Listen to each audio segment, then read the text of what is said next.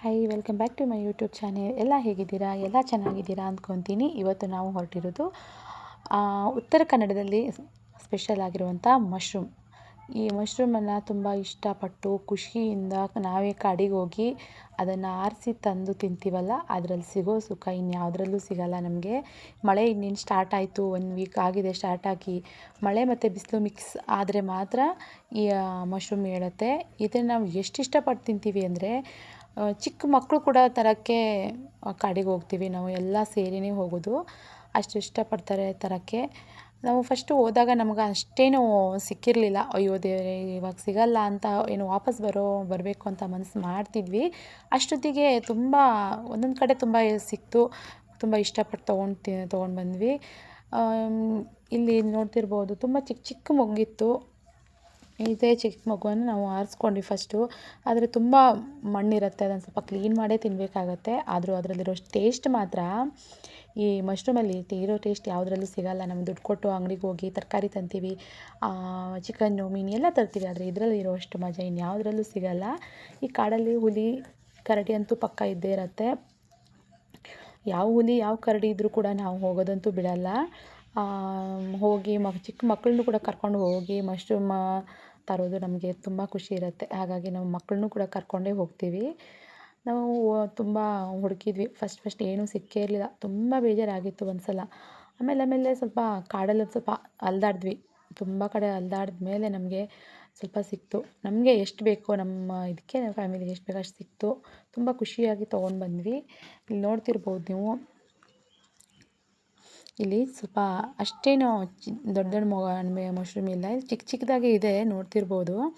ಇದನ್ನೇ ನಾವು ಆರಿಸ್ಕೊಂಡ್ವಿ. ಎಷ್ಟು ಚೆನ್ನಾಗಿದೆ ನೋಡಿ, ಫುಲ್ ಕಲರ್ ಆಗಿ ಕಾಣಿಸ್ತಿದೆ. ಸೂಪರ್ ಆಗಿದೆ. ಈ ಥರದಿದ್ದರೆ ಸ್ವಲ್ಪ ಖುಷಿ ಅನಿಸುತ್ತೆ. ಇಲ್ಲಿ ನೋಡಿ, ಇದು ಅರಳಿದೆ, ಚೆನ್ನಾಗಿರುತ್ತೆ. ಇದು ಕೂಡ ಇದು ಸಾಂಬಾರು ಮಾಡಿದ್ರೆ ಚೆನ್ನಾಗಿರುತ್ತೆ. ನಾವು ಕಬಾಬು, ಸಾಂಬಾರು, ಬಜ್ಜಿ ಎಲ್ಲ ಮಾಡ್ತೀವಿ ಇದರಿಂದ. ಕೊನೆಗಂತೂ ನಮಗೆ ಚೆನ್ನಾಗೇ ಸಿಕ್ತು. ಫಸ್ಟ್ ಏನೂ ಇರಲಿಲ್ಲ, ತುಂಬ ಬೇಜಾರಾಗಿತ್ತು. ಅಯ್ಯೋ ದೇವರೇ, ಈ ಮಳೆಗೂ ಹೋಗಿ ನಾವು ಮಶ್ರೂಮ್ ಹೆಕ್ಕಿದ್ವಿ, ಏನೂ ಇಲ್ವಲ್ಲ ಅಂತ ತುಂಬ ಬೇಜಾರಲ್ಲೇ ಇದ್ವಿ. ಕೊನೆಗೆ ಸಿಕ್ತು.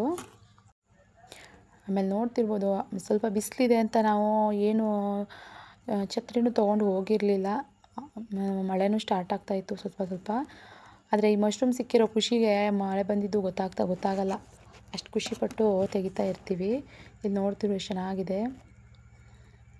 ಇಲ್ಲಿ ನೋಡಿ ಎಷ್ಟು ಚೆನ್ನಾಗಿದೆ ಅಲ್ವಾ? ಅದು ತುಂಬ ಖುಷಿ ಇಷ್ಟ ಆಗುತ್ತೆ ತೆಗಿಯೋಕ್ಕಂತೂ.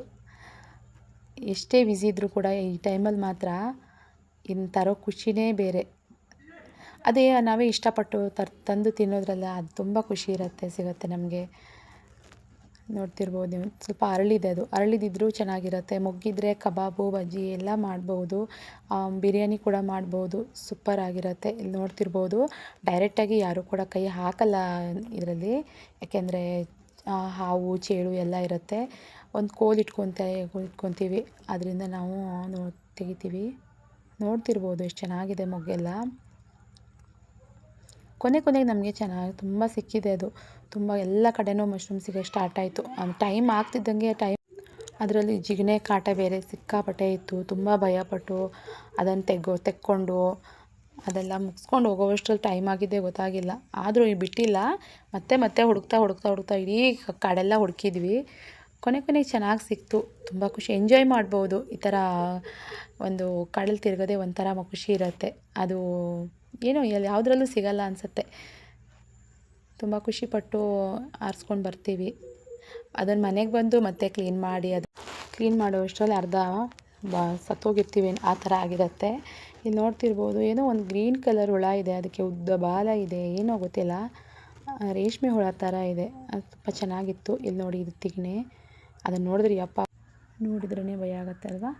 ಫೈನಲಿ ಇಷ್ಟು ಮಶ್ರೂಮ್ ಸಿಕ್ಕಿದೆ. ನೋಡ್ತಿರ್ಬೋದು, ಚೆನ್ನಾಗಿದೆ ಮಶ್ರೂಮ್ ಎಲ್ಲ.